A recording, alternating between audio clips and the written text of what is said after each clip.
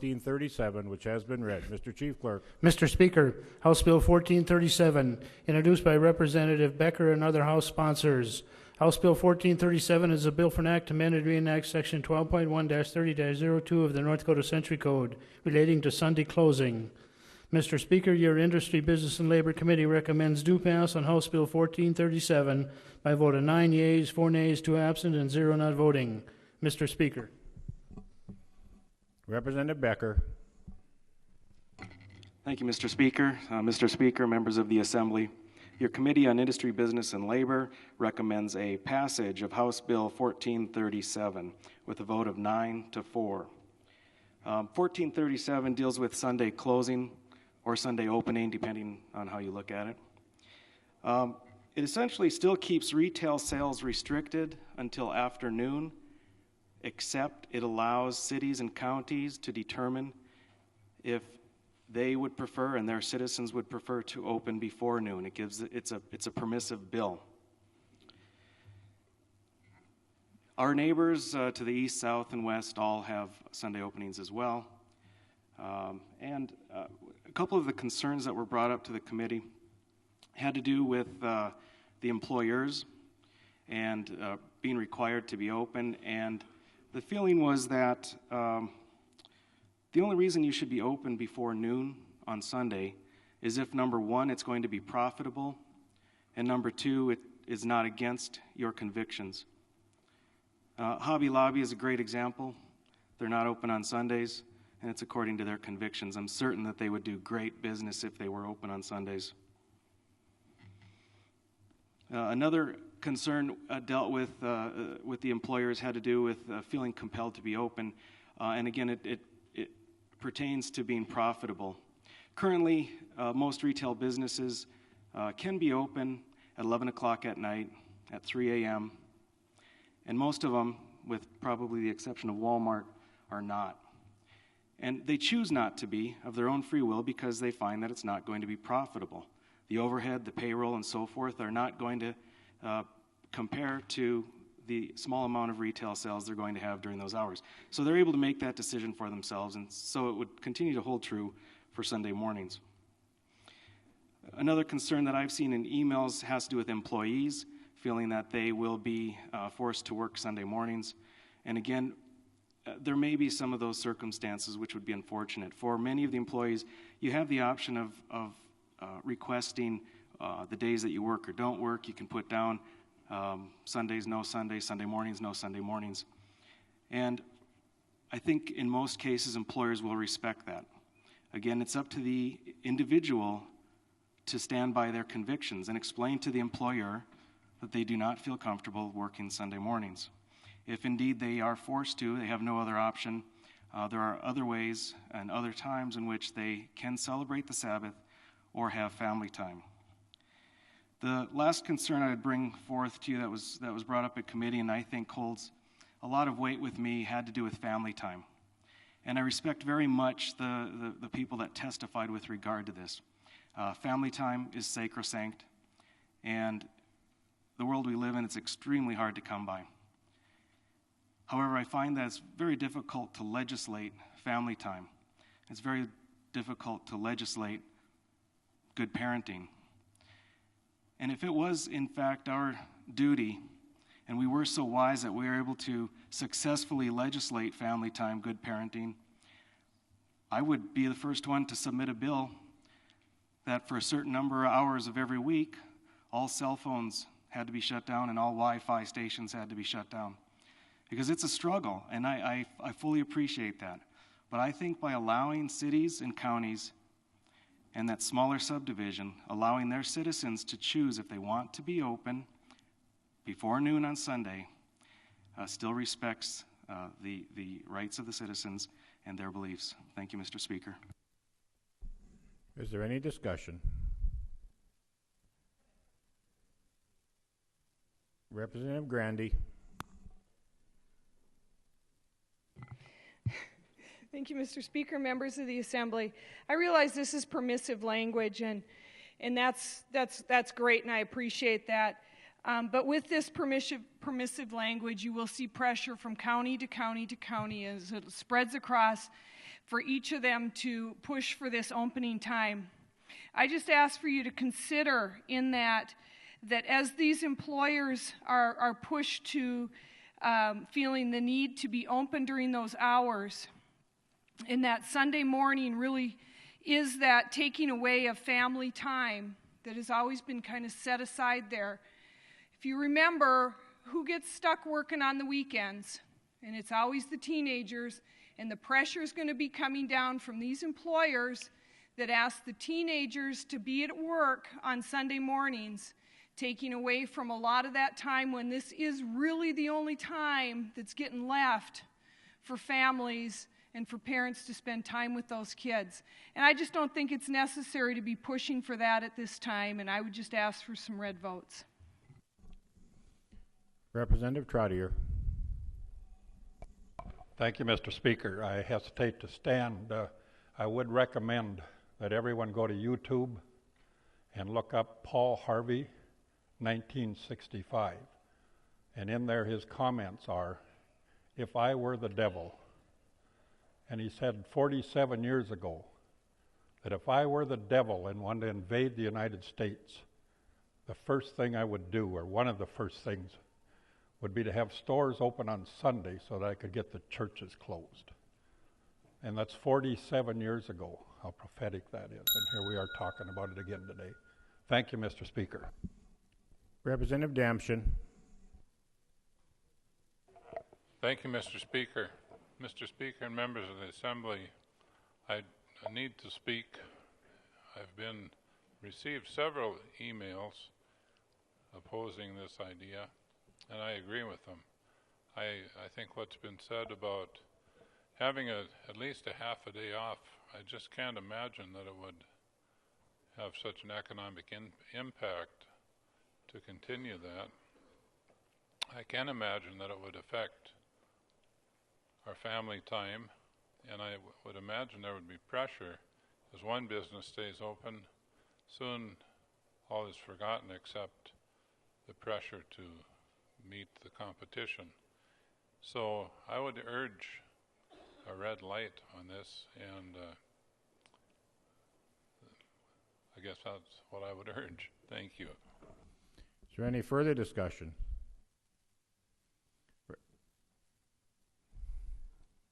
Representative Kaiser.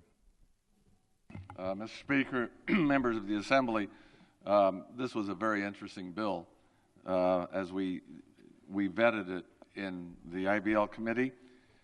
There are a couple of things we haven't talked about.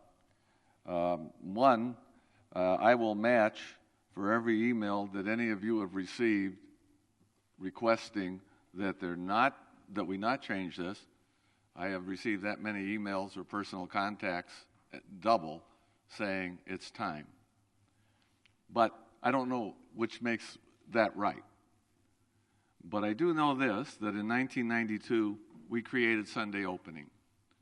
In 1992, some of us were around, and we heard all of the same arguments. This is going to ruin the family. This is going to destroy everything. Religions are going to suffer. I will confess to you that my wife and I go to Mass every Sunday. Just about. We may miss one once in a while. I guess I have to also confess. But generally we're there at Mass on Sunday. I am intrigued, absolutely intrigued, by the number of senior citizens, younger adults, whose teenagers are not in church. I would encourage you, the next time you go to church, just look around and look at the families that you know. We're struggling with teenagers going to church on Sunday. That's a real issue. I was intrigued by the earlier debate about when it comes to seatbelts and things, we should let parents decide. But we want the state to decide this. We don't want parents to use parental authority and say, you know what, you're going to Mass or church with us. That's just the way it's going to be. We're the parents. That's part of the responsibility of being parents. And we can do that. We can do that, but we're choosing not to. we looked at all of the inconsistencies that exist out there. You can go to Cracker Barrel for breakfast on Sunday. You'll walk through their retail section. They can't sell till noon. That's okay. However, go to the truck stop, and they're selling everything. Go to the gas station. They're selling everything. It's really interesting, the inconsistencies we have that we just accept that it's okay. So the committee looked at that, and they said, we asked the question of the people who oppose this that were, I would say, came in from the religious perspective, and we asked them specifically, how many North Dakota citizens go to church every Sunday? Not Christmas, not Easter, but every Sunday. The percentage is not very high. It really is not. They couldn't give us a real answer. The best they wanted to guess was maybe 35%. So we're going to have the state impose on 65% of the people the will of 35%. That's an interesting perspective. But we also talked about the fact, and if you haven't seen this phenomenon, I would encourage you to do it. Next time, if you're not from Bismarck or Fargo or Grand Forks or Minot, go to the mall on Sunday and look around and see who's there. You know who's there? Families. That's who's there. They have a lot more family time at the mall on Sunday than they have at church. A lot more family time. It was interesting when we first passed this. One of my good friends was the manager of Sears here. And you may not recall this, but when Sunday opening was first passed, we had a lot of provisions in the legislation, one of which was you could not force your employees to work on Sunday. Another one was that you had to pay a differential if they worked on Sunday. And there were some other conditions. Well, at that time, at Sears, they had furniture, they had appliances and carpet division. And those were all people on commission, and they all said, we don't want to work on Sunday. And so they had college kids working in those areas. And within a month, every one of those employees came back and said, we want to work on Sundays. And he said, how come? He said, that's the day that mom, dad, and the kids come in to buy appliances, carpet, and furniture. Now, it's true, we're open from 12 to 6, and they can still do that. No question about it. But we've got lots of things open on Sunday, and if you think they're not, they are. We're selling all sorts of products all day long. You can buy cigarettes. You can buy a lot of things. As we looked at this bill, we think we knew pretty much that your vote was predetermined, regardless of the facts. That whatever arguments we make on the floor, as I said to my committee, if I vote for my constituents, I vote for Sunday opening. If I vote for my pastor, I vote against this bill. This is a tough call, but that's what our committee deliberated on. Those are some of the facts. And as chairman of the committee, I ask you to support the committee's suggestion and vote for this bill. Is there any further discussion? Representative Vigasaw. Thank you, Mr. Speaker. Mr. Speaker, I'm going to ask for a no vote on this bill. I'm going to come at it from a little different perspective, and that's from a rural community. You know, our rural communities are struggling as it is. A lot of the people in our rural communities work 6 days a week. And the only day that they've maybe got to spend time with family is on Sunday. And I don't necessarily, and I'm speaking selfishly as a business owner in a small community, but I think I'm speaking for all the business people in rural communities. I don't necessarily want Sunday to be that day then that they all leave the rural communities and go to the metro centers. Now, yes, that's going to be family time, but you know what they're going to do there? They're going to do a lot of shopping that's going to pull dollars out of the rural community because they're going to buy all their staples. They can't buy cars on Sunday, so I'm okay. But yes, they'll be spending time as a family, as Chairman Kaiser, but I think it's going to hurt our rural communities further. And also, the couple extra hours that the stores would be open on Sunday, I can't see that that's going to add much to their bottom line. For those that want to shop on Sunday, is that couple extra hours going to allow them to do shopping that they couldn't do all throughout the rest of the week? For the people that live in the metro areas, if there's not enough time for them to get their shopping done all week long plus 6 hours on Sunday, they're not managing their time very well. And then I think about the employees. Yes, it may be only opening an extra hour or two, but that may be the only half a day all week that they have together with their kids. Now their boss comes in and says, you got to work Sunday. We open at 11 or 10, but you got to be there a couple hours early to set up. It has taken away the little bit of time that that particular family may have had to spend time together. So, Mr. Speaker, members of the Assembly, our state has done very well with our current system, and I think it will remain doing that. So I would urge a no vote. Thank you, Mr. Speaker. Is there any further discussion? Seeing none, excuse me. Representative Beadle. Thank you, Mr. Speaker. I apologize for the late hit of the button. I thought I had it pressed during the last speaker.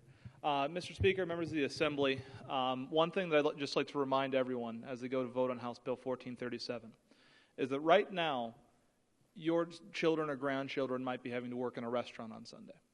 They might be having to work at a retail store later on in the day, but they're probably going to be there stocking the shelves earlier. I know a number of my friends and acquaintances work at Target. They're there all morning long on Sunday anyways, unless they request it off, which you can do that. I know when I was managing restaurants during my college years, we worked around employees' schedules. If they wanted to have Sunday off, we allowed them to have Sunday off, but we were there. We had people there starting at 7 a.m. Oftentimes I was one of them.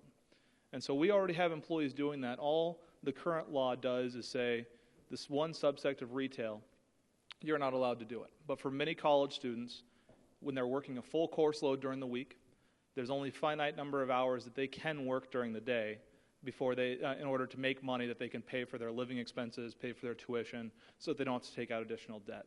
And this does provide them a little more flexibility for those that choose to work in retail establishments because they don't want to smell like grease at the end of the night. And so, Mr. Speaker, members of the Assembly, I'd like to keep that in mind. I'd also like to stress one more thing. This bill is permissive. It allows local control and local jurisdictions to decide what they should have open and what they shouldn't. So, Mr. Speaker, members of the Assembly, I ask for a green vote on this bill. Representative Kay Koppelman. Well, Mr. Speaker, I have listened with interest to the debate. I wasn't here in 1992 when Sunday opening happened, but I remember the vigorous debate really throughout the 1980s. I was a newspaper editor during part of that time and watched it from afar. But I have been here since 1995. That was my first session. And in all the years I've been in the legislature, I have never had anyone ask me why we aren't open earlier on Sundays.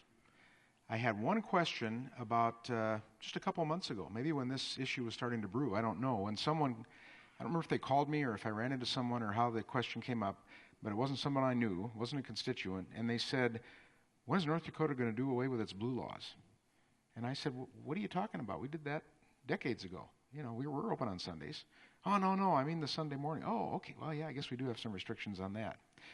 Well, Mr. Speaker and members of the Assembly, I think what Representative Vigasaw just said is really the operative thought here.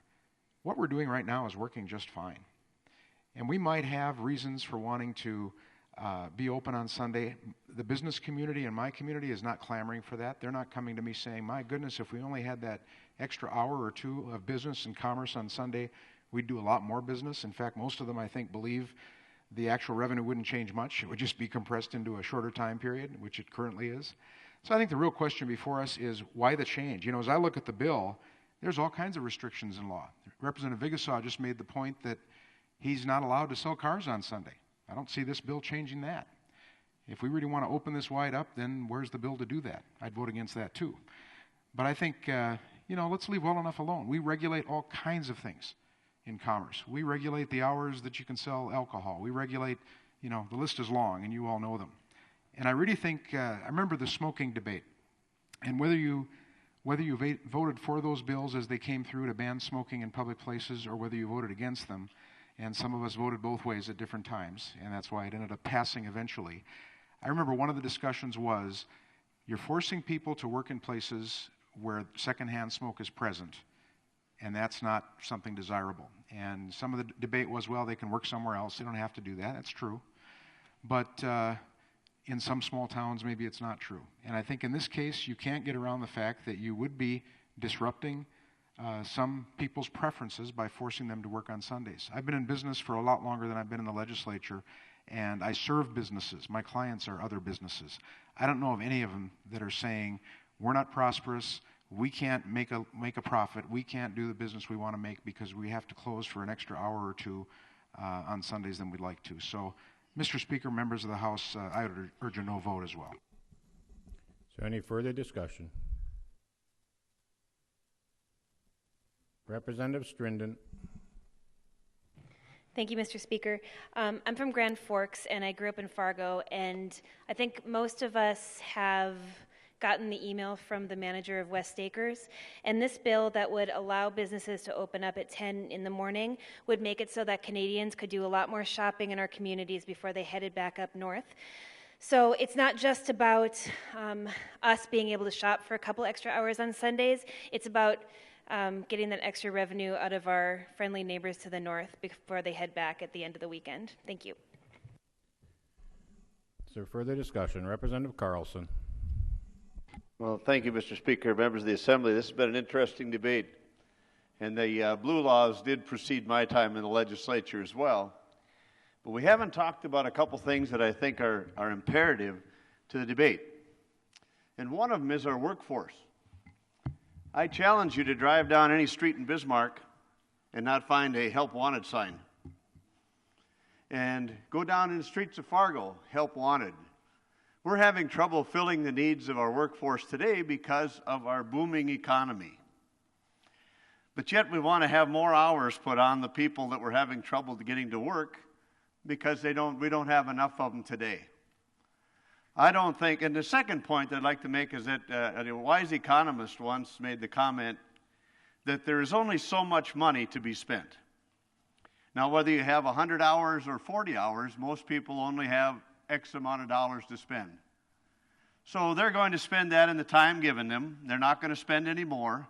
So is this a giant revenue increaser for the businesses? I say not. And is it putting another stress on a workforce that's already pushed to the point where you go out west and you can't find people to do half the jobs we need done? Absolutely.